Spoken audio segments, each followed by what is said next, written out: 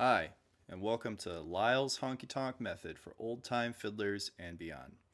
Today we're going to be learning the fiddle break on the classic recording of "Your Cheatin' Heart" by Hank Williams, and it's in the key of C.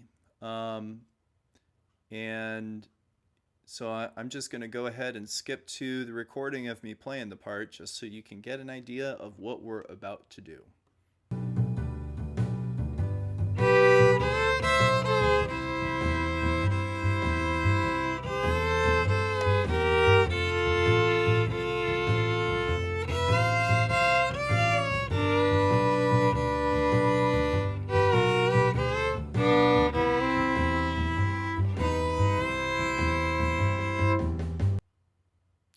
All right, so let's get into it.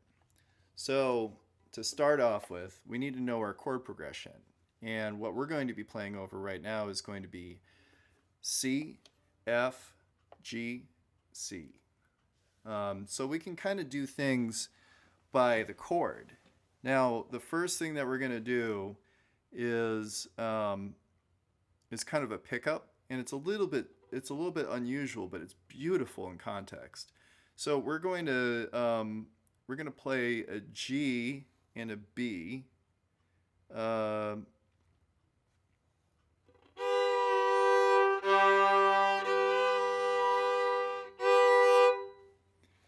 we're going to start off with that. I kind of like to start this with a down bow, but a lot of times if I have a pickup that's on the and, I'll start things on an up bow instead. But I don't know. I think I like the intensity that the down bow gives. So we're going to do that, and then the next double stop that we're going to do is we're going to do A and C. And we're going to slide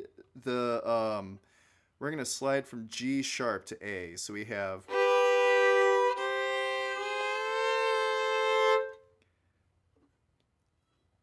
that's just to give you each note changing independently. So I stacked the C onto the B and then did the slide. But really, what we're going to do is we're going to start the slide and the B to C at the same time. So we're going to go.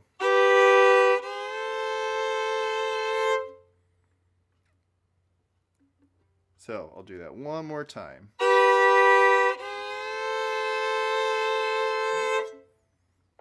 And then after that, we're gonna keep our fingers down where they are, but we're gonna bow that on the A string and the E string. So we're gonna have a C and an E. So now our break is.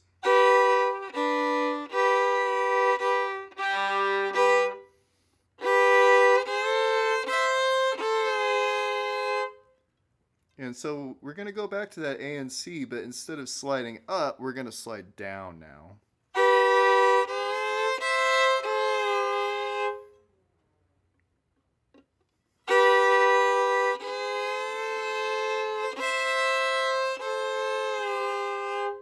And then that's going to take us to an E on our D string. So we're gonna continue to have this C held down with our middle finger for this whole section. So it'll sound like this.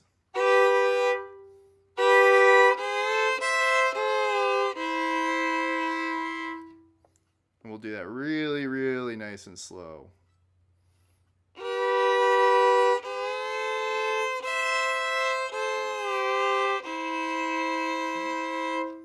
Again.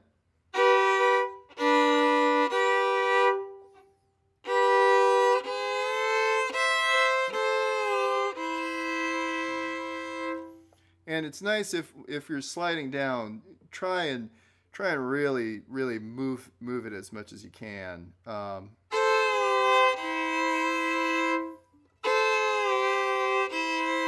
If you can get it all the way down to a G, that's great. But it's it's not completely necessary to get that slide in tune. But it adds to the drama if you can get a nice long and slow slide. a lot of what Jerry Rivers fiddling feels like, it feels like he's emulating steel breaks. So he loves to do these double stops where, um, one of the notes is going to remain fixed, and then the other is going to be bending up or down in pitch. So we're going to make use of that, and that's also something that we should keep in mind, because that means that learning steel breaks for fiddle is sometimes a really good idea. But let's go back to the fiddle break. So far we've got the first part.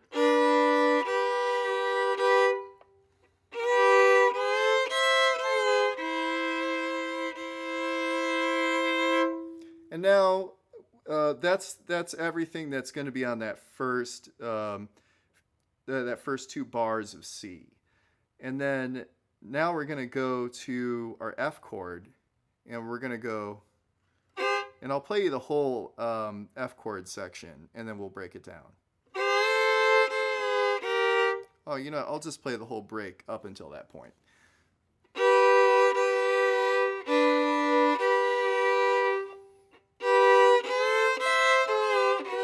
Oops. One thing never to do is think and play.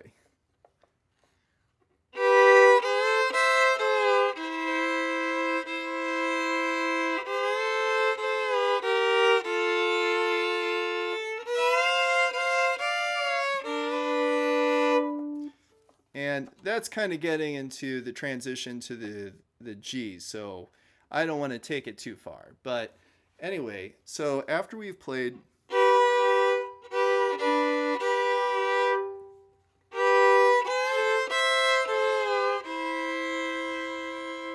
now we're going to go slide back up to A and C.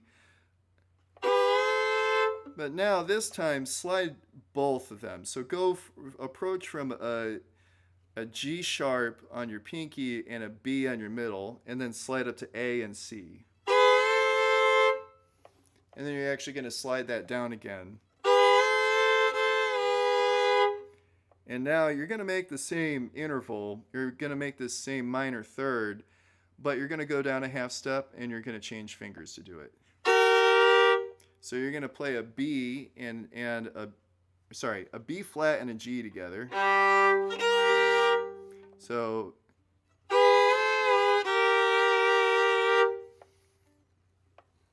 it's kind of this nice little chromatic thing. So let's put that, and then after that we're going to relieve it to F and A.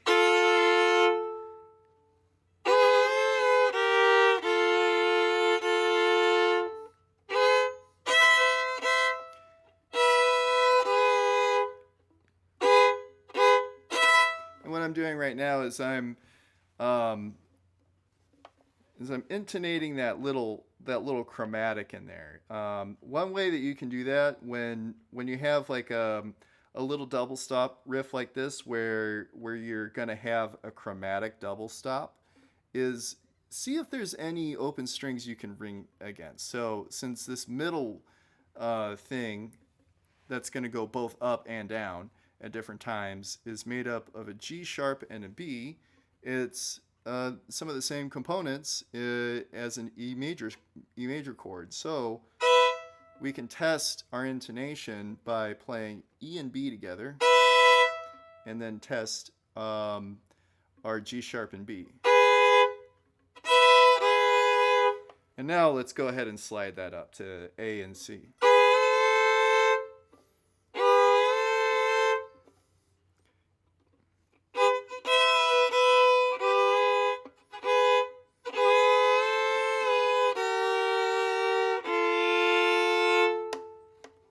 So far what we have is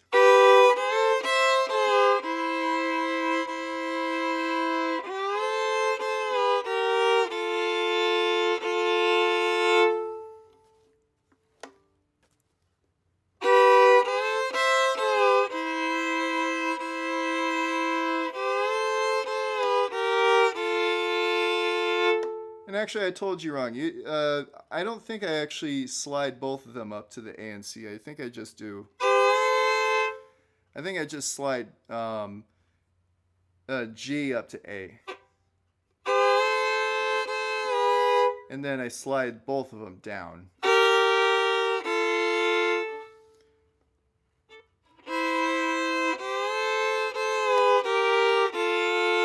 So if we're going from the E and the C together, we have.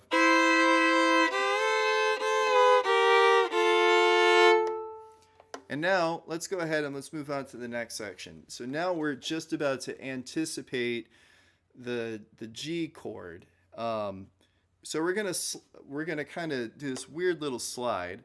It's gonna be on the A and E strings. And we're going to use middle on the A string and index on the E string, and we're going to make a fourth. And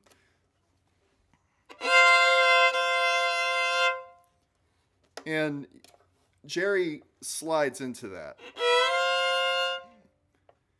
And there's some real funky things happening in here. So here's how that part goes.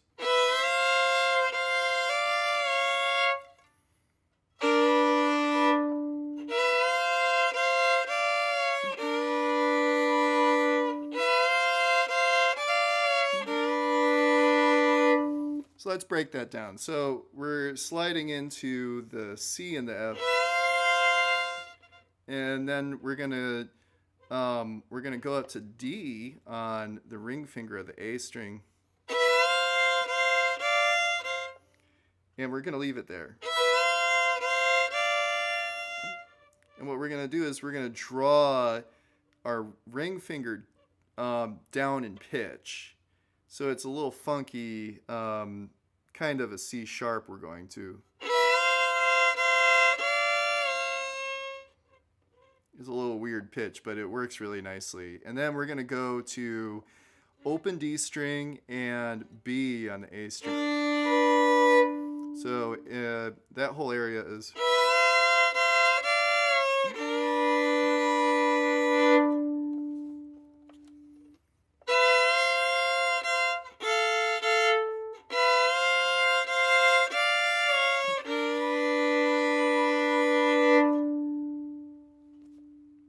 So let's play what we've got so far.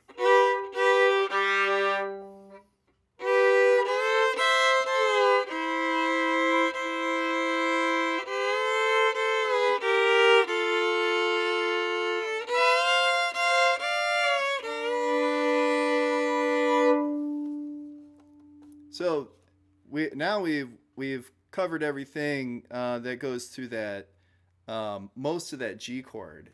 But now we're going to have to anticipate the C chord. So let's go ahead and do that. So what he does is we go back to this G and B double stop. G is going to be on the D string. B is going to be on the A string.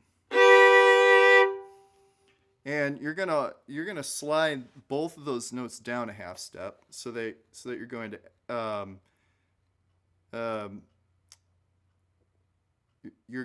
you're going to F sharp and A sharp.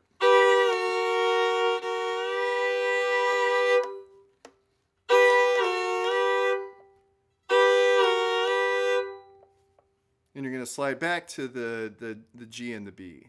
And then after that, you're going to go up to A and C.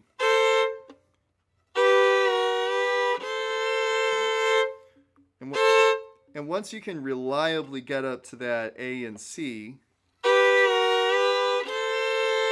instead slide up to the A.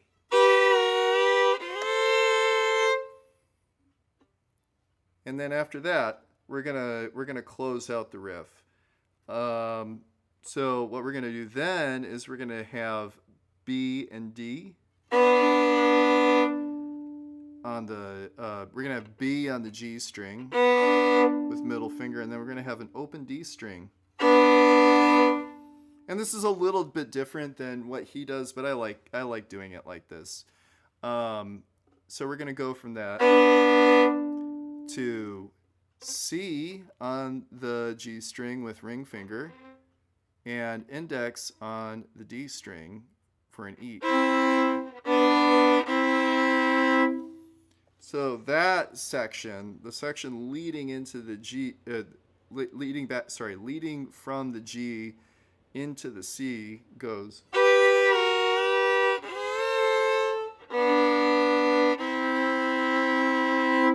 And then after that, he does this very steel guitar imitation thing where we go from a D sharp and a B up to E and C. So we're just gonna keep index and middle down for this thing, and we're just gonna slide from just like that. So something that we should do now that I've kind of broken everything down, let's talk a little bit about just some practice techniques. So if you're coming from the world of old time fiddle, then the way that we use double stops is a lot more it's a lot more limited. You know, you aren't necessarily going to be doing a whole lot of what you find in here. But that said, this stuff is completely approachable. You can totally do it. You just gotta be very forgiving to yourself initially, because it's not going to be easy. But then you're going to walk away with some new things that you can do and new ways that you can make yourself a versatile musician. So a couple things. When people first get into double stops, their big temptation is to bear down with the bow really hard. And some, you know, I've seen some like violin teachers on YouTube, more like maybe not newer ones, but kind of older, you know, just old VHS tapes that have been uploaded. And some of them will advise you to use 50% more pressure when you're doing double stops, but I don't think this is good advice. I'm a really big fan of whenever you do something, you should alternate between loud and quiet, but your foundation is quiet. And that also holds true for double stops. So when you first go through each of these moments, what you're going to want to do with each, just turn each double stop into kind of like its own solid thing, and don't worry about the sliding just yet. So what you're going to want to do is, let's say we're starting with the very beginning with the G and the B. You can set yourself up to be in tune by checking your B against an open D, and then add ring finger. And try it, and before you bow, make sure your bow is on both strings. And it's preferable really to do this in front of a full-length mirror so that you can see if your bow is tending towards one direction or another. That's something that, you know, isn't terribly important in old-time music, but when we get into this stuff, we want to make sure that we can make a nice, consistent tone. So having our bow parallel with the bridge really helps for that. So then what you're going to do when you go for each double stop, try and play it as quietly as you can.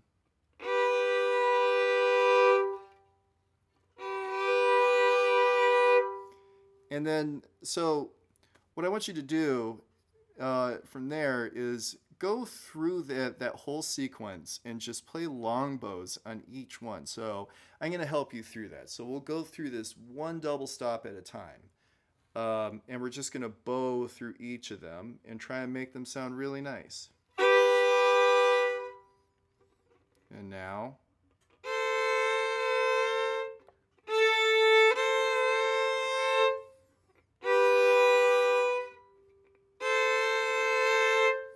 So that's going from our G and B to our A and C.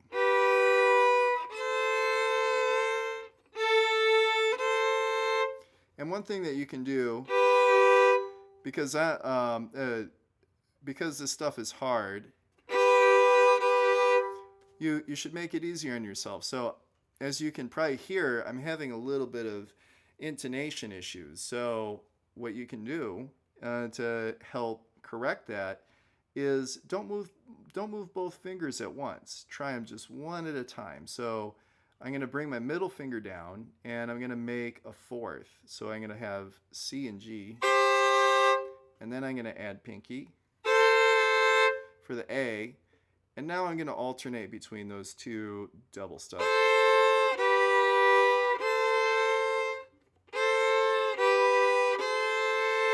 And so there's a little improvement right there. So go ahead and do this. And so now let's go to the next double stop. So you're going to keep these fingers down. Oh, and something that's really important that is really easy to mess up when you're doing all this double stop stuff is be very careful with left hand pressure. It's very easy to press too hard when you're doing double stops. You know, it seems like you need more pressure to do it, but you actually don't. You just it's kind of an illusion. It's just because you have two different fingers on two different strings that it feels like you need to add a little bit more finger strength. And it may be more, effort on your hands in general, but what we really want to do is we don't actually have to press all the way down to the fingerboard. Just see how quiet you can make your double stops and how you can try and make them with as little pressure as possible.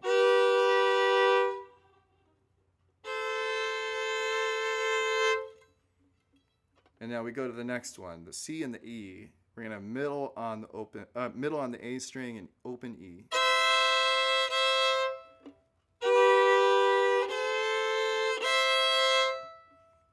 And now we're gonna go back to that A and C and go to E below C. So E on the index finger D string and C on the middle finger A string. So now we have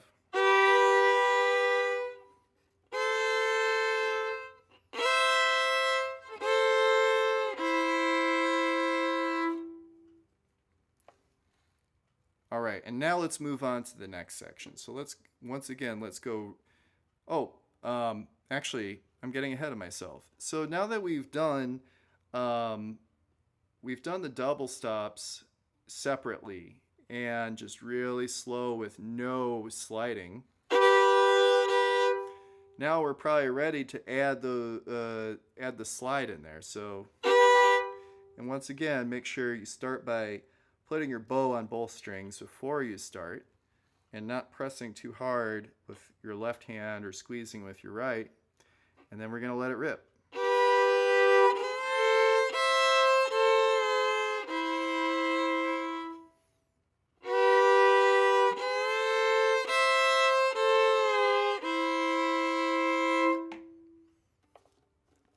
All right, so now let's go on to the next moment. And another thing when you're doing this, don't worry about the timing initially. Your only goal right now is to make each double stop beautiful.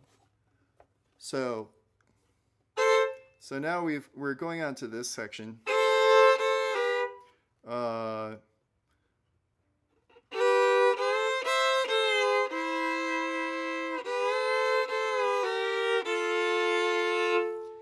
So we have a lot going on in here. So remember how earlier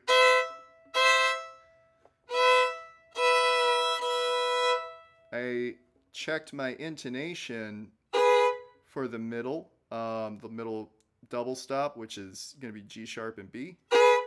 I checked it against my open E string.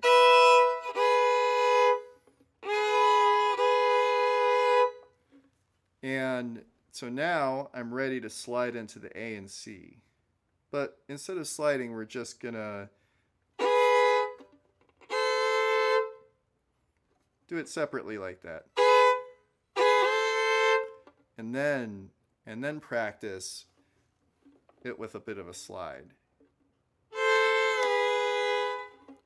And now we're going to go to the next double step. We're going to do our G and B flat.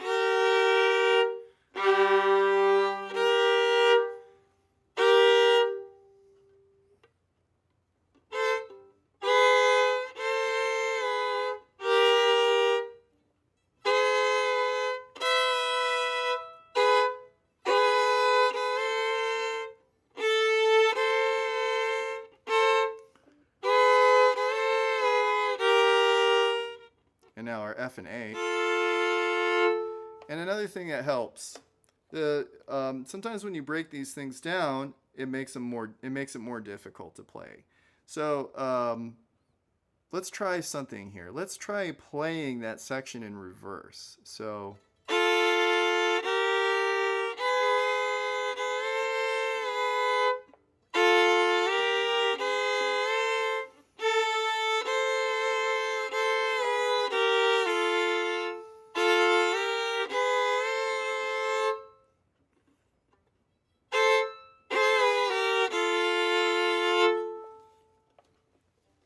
So now let's try that again. And you know, one thing we can do, just because it might be actually a little bit easier than trying to move your fingers around and sliding them from that chromatic, try doing it as a separate pair of fingers, and this will actually be a little bit easier. You don't necessarily have to do all the little slides that he does, but you know, this is just another option. You can test your B and E together.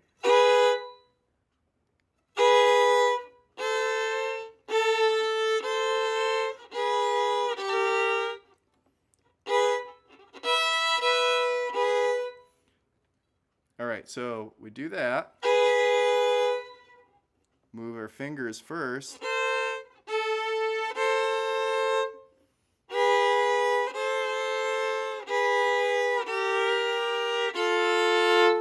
And go through each one. So even though there's some rhythmic things that are happening in there, we're not going to worry about that just yet.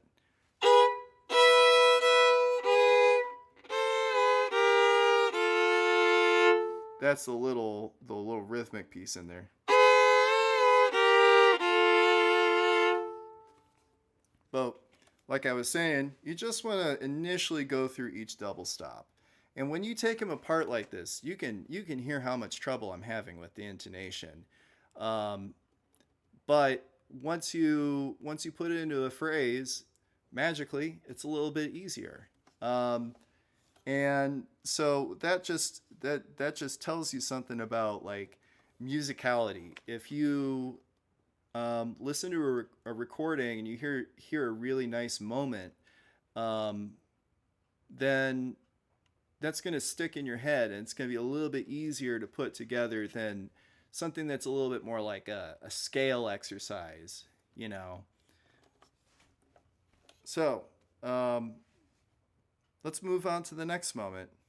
So now we have the C and F.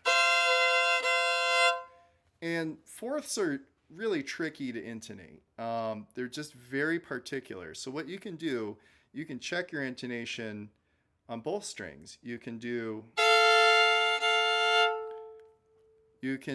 check both of those fingers against their opposing string, because all you're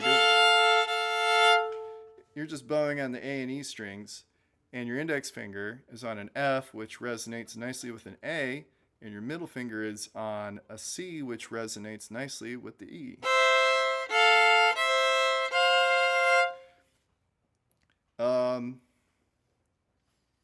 So now we've got that. So we're going to bring ring finger up to the D, from C to D. And don't worry about that little slide down. I mean, you could if you want. But for now, the important thing is just doing.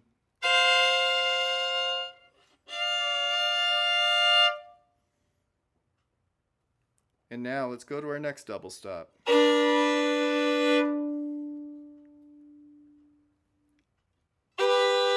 And then the next one.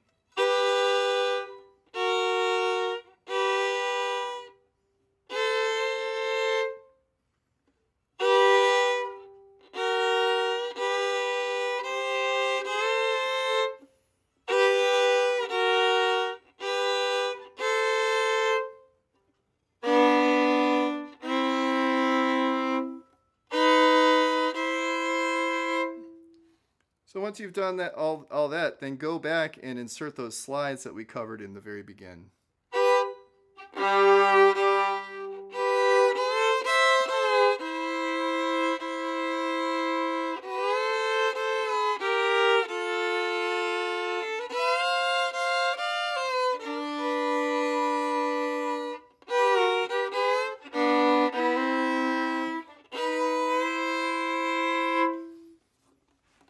All right. I hope you guys have fun with working this part out, and hopefully it leads to you know a lot of musical progress and new ideas and broader horizons. Okay. Bye.